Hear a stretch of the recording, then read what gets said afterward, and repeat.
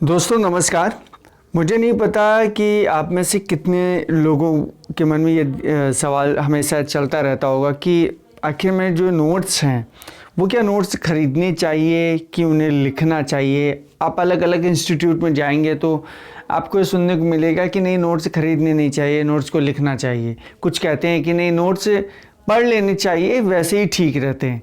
ठीक है, लेकिन मेरा अपना ओपिनियन क्या है इतने सारे एग्ज़ाम्स को निकालने का, और एग्ज़ाम्स को निकाल के जब चीज़ों को मैंने जो समझा उसके लिए मैंने क्या अनुभव किया वो मैं थोड़ा सा आपसे शेयर करूँगा।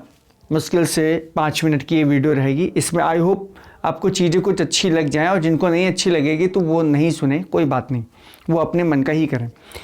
देखिए दोस्तों, मुझे ऐसा लगता है कि अगर आज की कंपटीशन की दुनिया में, ठीक है, आज के इतना ज़बरदस्त कंपटीशन है कि हर लड़का पॉलिटी अगर पढ़ रहा है तो पॉलिटी को बहुत गहराई से पढ़ रहा है। जो बहुत समझदार लोग हैं वो पहले से ही गहराई से ही पढ़ते हैं, और जो थोड़ी सी कम समझ रखते हैं तो वो एग्ज़ाम के पैटर्न के हिसाब से पढ़ते हैं। जैसे एसएससी जीडी के लिए आप बहुत ही हल्का पढ़ के जाएंगे और पीसीएस के लिए बहुत ही गहरा पढ़ के जाएंगे।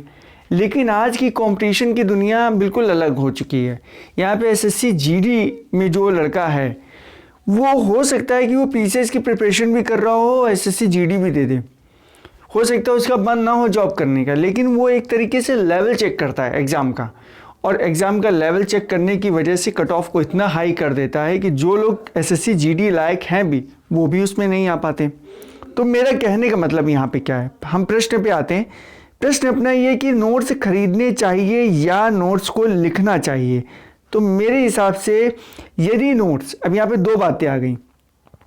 अगर नोट्स बहुत अच्छे हैं, हैंड रिटन नोट्स हैं या टाइपिंग नोट्स हैं, और नोट्स को बहुत ही बारीकी तरीके से लिखा गया है, कई बुक्स का सहारा लिया गया है, जो बुक्स में पॉइंट नहीं है उन्हें दूसरे बुक से लिया गया है, किसी बुक्स में कोई पॉइंट नहीं है उसे तीसरी बुक से लिया गया, अगर ऐसा कंपाइलेशन है तब तो आपको नोट्स नहीं लिखने चाहिए, और जितना लिखेंगे उतने में ही आपको नोट्स को रट लेना चाहिए। क्योंकि ओवरऑल जो आपके एग्ज़ाम में जाने वाला है वो है सिर्फ और सिर्फ आपके दिमाग में रखी हुई चीज़ें।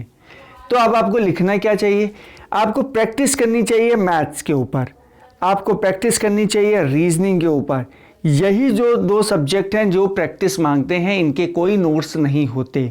मैथ्स के कभी कोई नोट्स नहीं होते हैं, मैथ्स में सिर्फ प्रैक्टिस होती है। हाँ, आप टाइप बाई टाइप लिख सकते हैं अपनी सुविधा के अनुसार कि अगर मैं कभी किसी क्वेश्चंस को लगाता हूँ, फंस जाता हूँ, तो वहाँ पे उसका यूज़ कर सकते हैं। लेकिन ध्यान रखिएगा, मेरा अपना पर्सनली एक्सपीरियंस है कि क्वेश्चन अगर मैथ्स में भी करिए तो सवाल सामने वाले के हों, मतलब सवाल शीट के हों, जिस भी शीट में पढ़ रहे हों, जो भी शीट कोई करा रहा हो, लेकिन आपका सॉल्यूशन होना चाहिए। सॉल्यूशन आपका निजी होना चाहिए, जो आपने खुद बनाया हुआ है, वो सॉल्यूशन आपका होना चाहिए।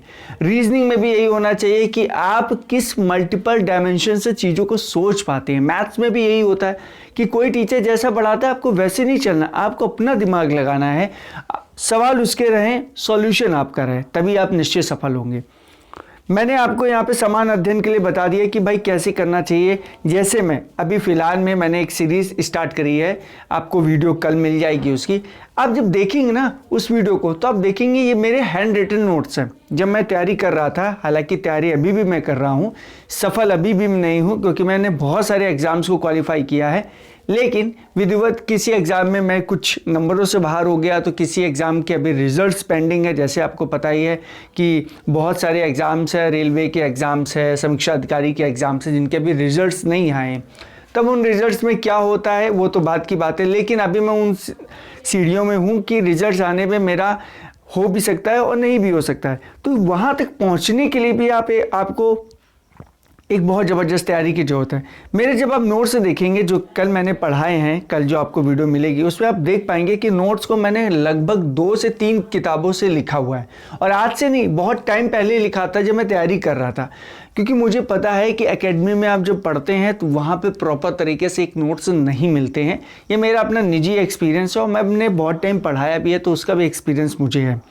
दूसरी बात, तो आई होप आपको पहले प्रश्न का उत्तर मिल गया होगा कि नोट्स कैसे रखने चाहिए। अगर नोट्स में कंपाइलेशन अच्छा है, कई किताबों का सहारा लिया गया है, मान लीजिए ज्योग्राफी है, ज्योग्राफी में कई बुक्स का सहारा लेके उसको निचोड़ के एक नोट्स में डाला गया, तब तो वो नोट्स ही बेहतर है आपके लिए। आपको उन नोट्सों को रट लेना चाहिए, क्योंकि रटी रटाई चीज़ ही जाएगी एग्ज़ाम में, आपका लिखा हुआ नोट्स नहीं जाएगा। आप 2 घंटे में लिखेंगे, 2 घंटे में उसको रट लेंगे, कंठस्थ कर लेंगे। आप गाने सुनते हैं ना, तो गाने कभी लिखते हैं क्या कॉपी पे? नहीं लिखते। आप कोई चीज़ देखते हैं, दैनिक जागरण में न्यूज़पेपर पढ़ते हैं, करंट अफेयर पढ़ते हैं, या इतनी सारी चीज़ें पढ़ते हैं, तो क्या आप लिखते हैं? नहीं लिखते। आज का समय वो बदल चुका है लिखने वाला। आज तो जितना आप दिमाग में रख पाएंगे उतना ही अच्छा होगा। और उसके बाद आपको बहुत सारी चीज़ें दिमाग में रखनी है। ऑनलाइन का एग्ज़ाम का मोड हो चुका है। पेपर आपका 10 दिन पहले भी होता है, 10 दिन पहले भी करंट अफेयर आ जाता है। पहले होता था कि 1 महीने पहले पेपर बन जाता है, तो करंट अफेयर आपको लगभग 1 महीने पहले की नहीं पढ़नी होती एग्ज़ाम से। लेकिन आज तो आप 10 दिन पहले भी पढ़ सकते हैं, क्योंकि 15 दिन पहले का भी पीसेस में आ चुका है। अभी एक एग्ज़ाम हुआ था, मैंने लेटेस्ट का देखा हुआ था राजस्थान के अंदर, उसमें 15 दिन पहले की करंट अफेयर आ गई। तो मेरे प्यारे भाइयों, जितना आप लिखेंगे उतने में आप नोट्स की PDF करा लीजिए, और PDF करा के उसको रट लीजिए। मेरी ये बात गांठ बांध लीजिए, एक बड़े भाई होने के नाते, या एक मेंटोर के नाते, या एक गाइडेंस के नाते कि मैं आपको गाइड कर रहा हूँ। क्योंकि ये धोखे में मत रहिए कि नोट्स बनाएंगे, नोट्स आपके कभी भी कंप्लीट नहीं होंगे। जब भी आप नोट्स लिखेंगे, दूसरे के नोट्स देखेंगे, आपको अपने नोट्स में कमी ही महसूस होगी। और वो कमी तब तक नहीं पूरी होगी जब तक आप बहुत लंबे समय तक तैयारी नहीं कर पाएंगे, क्योंकि आपको पता ही नहीं ना कि किस किस किताबों का आपको रेफरेंस लेना है। ठीक है ना? तो इसलिए नोट्स को, अगर अच्छे नोट्स है तो उनकी PDF निकलवा लीजिए। जो भी 150-200 रुपये खर्च होता है, उनकी PDF निकलवा के उनको रटना चालू कर लीजिए, क्योंकि यही आपके साथ एग्जामिनेशन हॉल में जाएगा। आपके लिखे लिखाए नोट्स रखे के रखे रह जाएंगे। अगर उसमें किसी भी कंटेंट की, कोई भी पॉइंट की कमी रह गई, तो वो एग्ज़ाम में आ गया तो आप वहाँ से बाहर हो जाएंगे, इतना समझ लीजिए। और यदि आपको लगता है कि नोट्स मेरे जो मुझे प्रोवाइड हो रहे हैं वो उतने बेहतर नहीं है, तो आप लिख भी सकते हैं नोट्स को। लेकिन लिखने में जितना समय जाएगा, मेरा अपना पर्सनल ओपिनियन है कि उतने में आप याद कर सकते हैं। दूसरा प्रश्न यहाँ पर मैंने अपने लिखा हुआ है, कई लोगों के डाउट थे कि भाई समान अध्ययन के अंतर्गत आने वाले सभी विषयों को याद कैसे रखें। देखिए, मैं आपको बताऊं, बहुत ही अच्छी ट्रिक है। एक बार किसी भी सब्जेक्ट को पढ़ लीजिए, उसको कंठस्थ कर लीजिए, फिर उसके मॉक लगातार लगाते जाइए उसी सब्जेक्ट के। जैसे आपने हिस्ट्री कंप्लीट कर ली तो हिस्ट्री के मॉक लगाते जाइए, क्योंकि देखिए दिमाग जिस दिन आप ऐसा हो ही नहीं सकता कि पूरी हिस्ट्री को रट लें। आप पूरी मेडिवल नहीं रट सकते, पूरी मॉडर्न नहीं रट सकते, पूरी एंशियंट नहीं रट सकते। कुछ ना कुछ ऐसे पॉइंट्स होंगे जो आपके दिमाग से स्किप होंगे, और वो सारी चीज़ें एक्यूरेसी मेंटेन करेगा आपका टेस्ट पेपर। जितने टेस्ट पेपर आप लगाएंगे उतना ब्रेन आपका चीज़ों को कैप्चर रखेगा और याद रखेगा। तो एक मात्र उपाय है टेस्ट पेपर, चाहे मैथ्स हो, चाहे रीजनिंग हो, चाहे GS हो। क्योंकि जैसे ही आप पढ़ेंगे और आपने 20 दिन नहीं रिवीजन करा, आप फिर भूल जाएंगे, आपको फिर उतनी एनर्जी लगेगी। टेस्ट पेपर लगाएंगे, चीज़ें गलत होंगी या सही होंगी, दिमाग को मेहनत करनी पड़ेगी याद करने के लिए, और याद जो इनपुट आपने दिया उसको आउटपुट बाहर करने के लिए। ठीक है, तो ये 2 क्वेश्चंस थे जो मुझे लग रहा था कई लोगों के कमेंट्स थे, तो मैंने उन कमेंट्स का आपको रिप्लाई दिया है। आई होप आपको अच्छा लगा होगा। अगर अच्छा लगा हो तो बड़े भाई के नाते इस चीज़ को मान लीजिएगा। नहीं अच्छा लगा हो तो आप वैसे भी बहुत सारी वीडियोज़ देखते हैं, और उसको उन वीडियोज़ में इनको भी काउंट कर लीजिएगा, और जैसे आपकी इच्छा वैसे करिएगा। Thanks a lot.